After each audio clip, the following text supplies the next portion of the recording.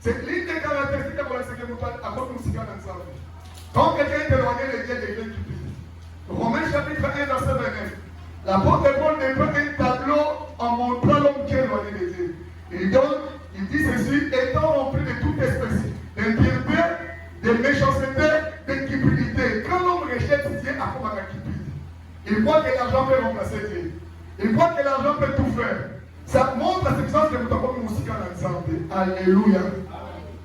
La seule prochaine fois, on a un malade. Vous aimez bien. Le camp on a la classe mais ne sois jamais prêt à tout pour l'argent. Toi, tu m'as beaucoup parlé. Mon tout le monde a dit que la conflit, à tati le mounion, ça y a mounion, à qui la canamo. Pourquoi faire du mal à l'autre pour l'argent? Pourquoi tuer son frère pour l'argent? Pourquoi se prostituer pour l'argent? Même les femmes mariées, on a la moitié du bal, parce que ça canadien pour un dans le monde professionnel, si on est à voter, beaucoup de femmes font n'importe quoi pour l'argent. Moi, ça va là. Maintenant, l'unité, l'unité de l'autre, c'est pas moi qui en bongo. Si on a en bongo, ne soyez pas les gens qui prient dans cette église.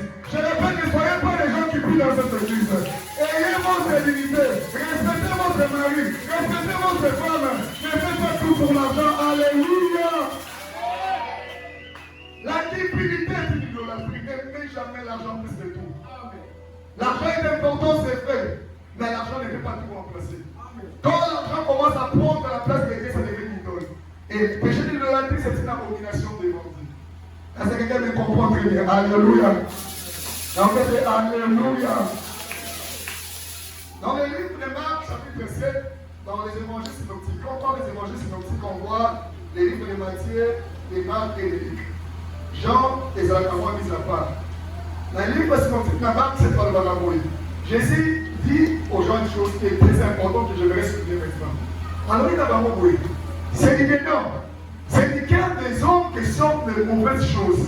Ce qui suit l'homme, ce n'est pas ce qui entre dans l'homme. Ce qui suit l'homme, c'est ce qui sort dans l'homme. Car dans le cœur de l'homme, nous avons tout ce qui est mauvais. En Nicotanamo, l'impudicité, l'impiété, les mains, les vols et la cupidité. La cupidité, c'est un péché qui a pour source le cœur de l'homme. Dans le cœur de l'homme, nous trouvons la cupidité.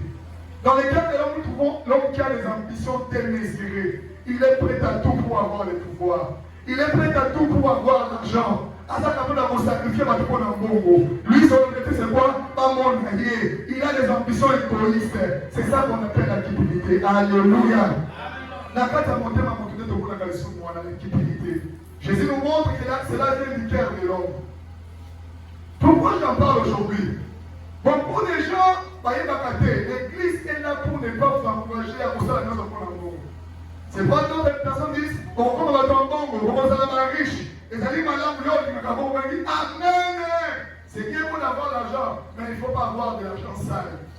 Il ne faut pas avoir de l'argent détourné. Il ne faut pas avoir de l'argent volé.